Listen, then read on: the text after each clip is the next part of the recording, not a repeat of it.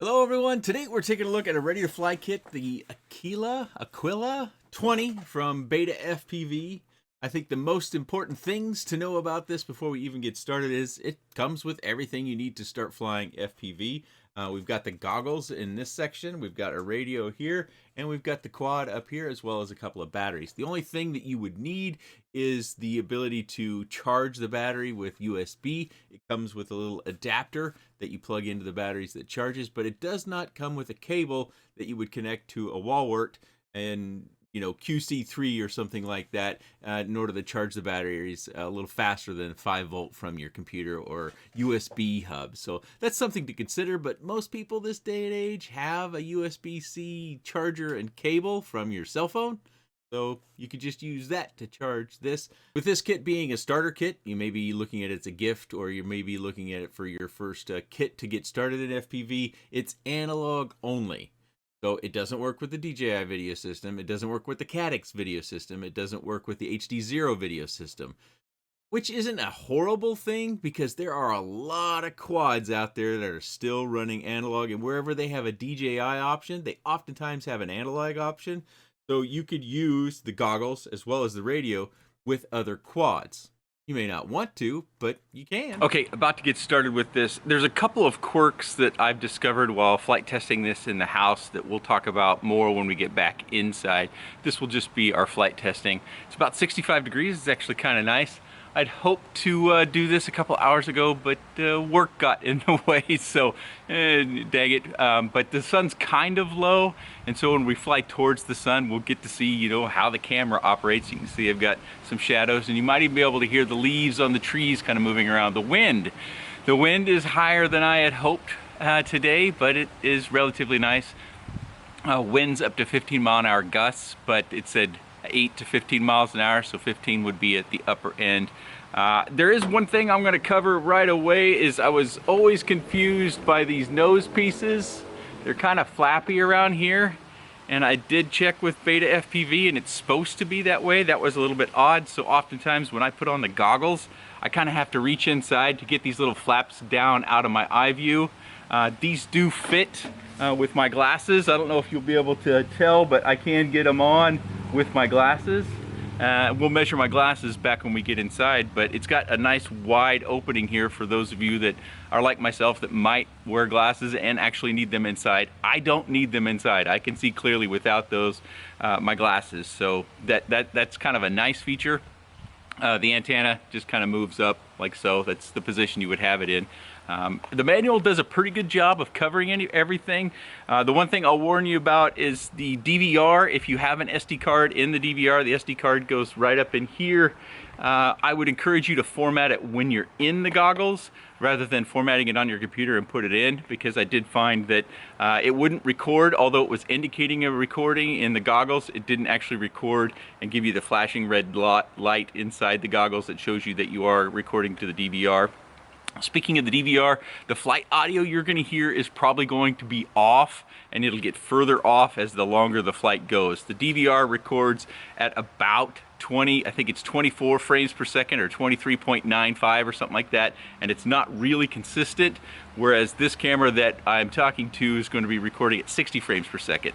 Now normally I use a different set of goggles in DVR that are much more expensive than this entire kit that does record at a consistent 60 frames per second. So this won't necessarily, the DVR footage that you'll see won't necessarily reflect exactly the experience of being in the goggles, but it's the best that we have. In my estimation, it's just not as crisp, the DVR file is, as far as making everything out as you would see in the goggles, but maybe that's my vision too. But historically, the DVR in these goggles that have that older style of DVR or less expensive style of DVR, they just don't really reflect 100% what you see in the goggles. As far as the battery goes, it's a little bit unique. It's got this button on the back side here, so you short press it, you get that blue light, and then you long press it. It's hard to see because my finger pretty much covers it, and you get a long light. That means it's on, so I would turn it off and put it in the quad, which it just kind of clips in here. Doesn't make a real pronounced sound, but then you do the turning on the battery in order to activate the quad, but I've got some other stuff to get on first. All right, gonna start off in normal mode, which has what I call altitude assistance. They call it position hold. I don't agree with that naming, but okay. And we have different rates, fast, mid, and slow. I'm gonna go ahead and start out with fast. You know, I've been flying a while. Let's go ahead and arm. It should pop up once I get the throttle about 50%. Yeah.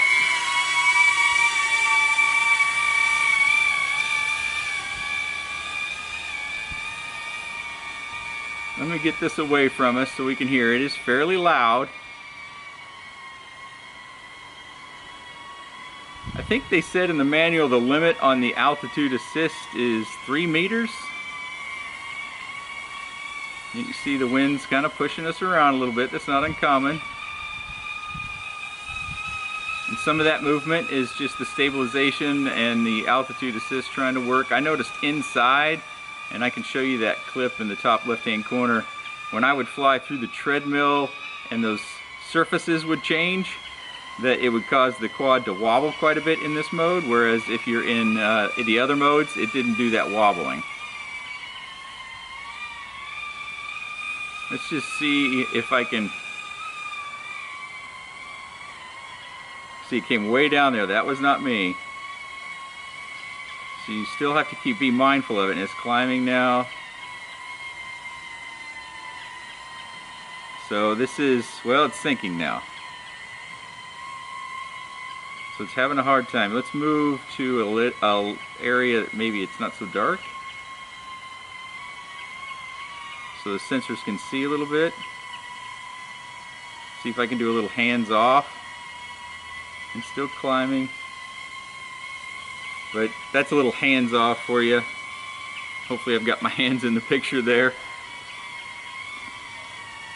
Now I believe to switch modes, it's been a couple days since I flew this last, we have to land, but I'm going to try to switch modes without landing.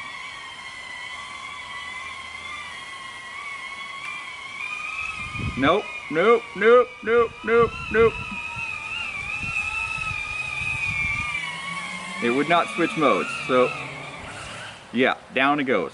Now you might have been asking why I didn't use turtle mode there. It does have turtle mode, but with most quads, they don't suggest doing that when the props can't spin, and with it landing potentially in leaves and grass where the props couldn't spin. Turtle mode can be a dangerous thing to try for the ESCs. The motors, if they're bound up, they can't spin, will draw more amps than potentially the ESC can handle. So if you can go pick it up, it's best to go pick it up. Otherwise, if you're on a hard flat surface, you can turtle mode pretty safely as long as you're sure there's not a stick or something in there. But let's go again here. Let's try a different mode. Okay, you can see we're now in the fast mode. Or excuse me, the S mode, sport mode. So no altitude assistance here, but still self-leveling. You can see already, especially in this wind even, that it's a lot smoother in flight.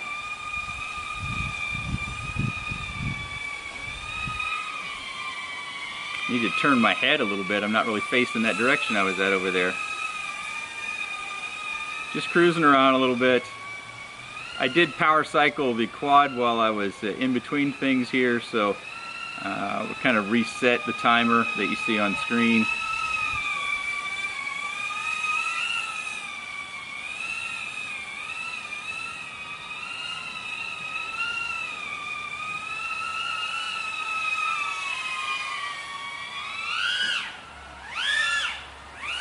Couple little throttle punches there.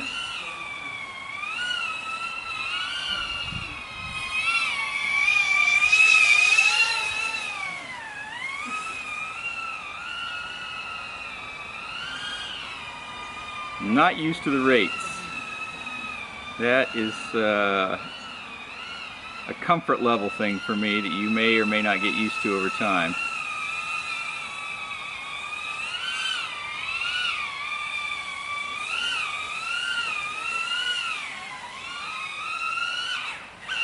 See, I tried to do a flip right there, or a roll actually, and you can't do it, and you saw low power. That tends to come on screen when you kind of do a big throttle punch. but then the batteries recover, as you can tell by the voltage in the bottom left. So you cannot do flips or rolls in this. This is for flat flying, learning controls on the sticks. Fly by my setup here, make sure I don't crash.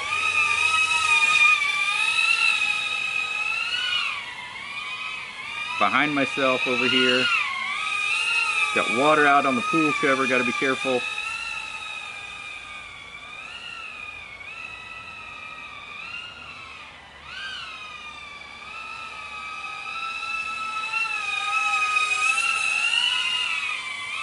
Wind's kind of calmed down right here at the moment.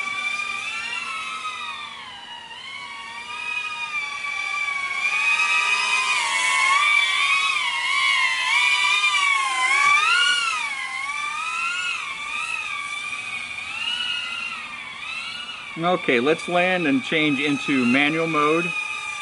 Might actually change the camera angle too. And disarm. Wanted to do some additional flying with some camera angle. This battery is not fully charged though.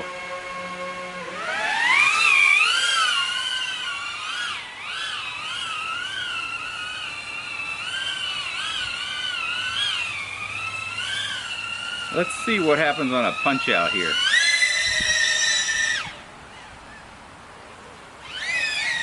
Whoa, whoa.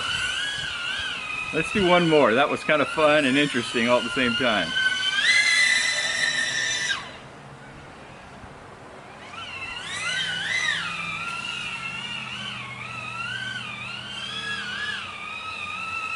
So it's not just a flat flyer. You don't have to just fly it around flat like I've been doing in a racing sort of style. You can get more freestyle-like. Boy, these rates are low. I still cannot get adjusted to that very well. So when I do a flip or roll, I give it a little bump on the throttle, and then I turn the stick. And I usually turn it right. Let's do it left.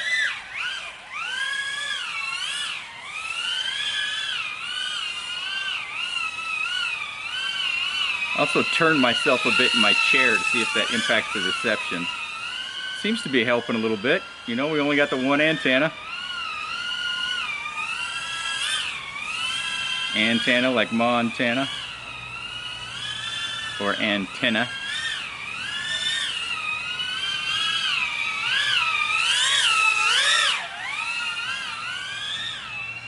Can I make this? Oh, nope, I didn't make it. So I found the quad. It's fine. Get it out of the shadows here so you can see quite a bit.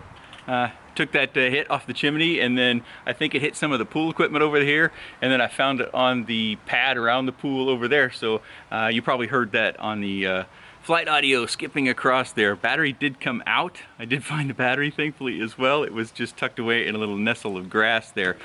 Something else that, you know, during my flight time here, you may not have seen it. I did find the battery was getting low, so I plugged in a little USB battery bank, and I've been using it, you know, tethered, so to speak, into my battery bank in my pocket just fine. So if you were to go somewhere to fly, which I would recommend if you're just starting out, get a bigger open space, you know, so you can make mistakes and still recover and you're away from things. You could take a battery bank in order to keep your goggles going longer. That battery bank might also come in handy for charging the batteries, which I believe it comes with just the 2 batteries and a little charger, and you don't get a wall wart or a USB charger in order to use with that. It just has a dongle to charge the batteries that you plug into your USB, but we'll take a quick peek at that back at the desk. As I mentioned outside, my glasses fit inside the goggles. They're 137 millimeters point to point. You could probably get a few extra millimeters because it didn't feel like it was pressing on the arms of my glasses or anything. So if someone were to need to use glasses, around 137 millimeters, again, point to point, I should fit comfortably inside the glasses. I did not use them to fly. As far as who is this for, we kind of started the video with that. It's for the budget-minded. You might be wanting to get into FPV and you just are so confused about, you know, what radio to buy, what goggles to buy, what quad to buy, and putting that together. Some traditionalists or maybe even purists might say you need to build first. There's a fair bit of risk with starting with a quad build. What if you put something together and it doesn't go right? and you lose all that money by you plug in your first battery, poof, it goes up in smoke. That's possible.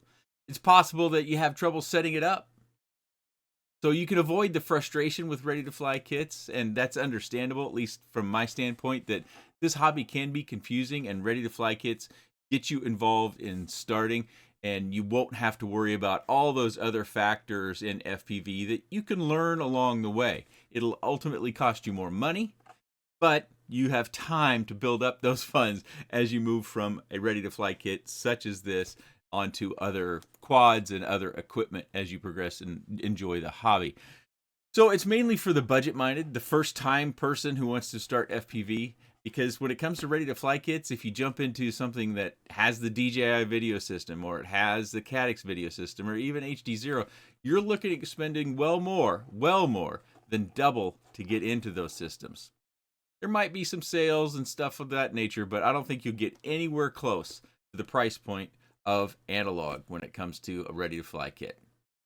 So that's kind of who I think it's for. It's not going to be a high performer. None of the ready-to-fly kits that come like this are, but it gets you started. It gets you to where you don't have a huge risk on your budget and finding out if FPV is for you. If you are interested in the Aquila20 from Beta FPV, there'll be a link down in the video description. If you have any comments, questions, suggestions, or otherwise, please let me know in the comment section below. I appreciate your time. And thanks for watching.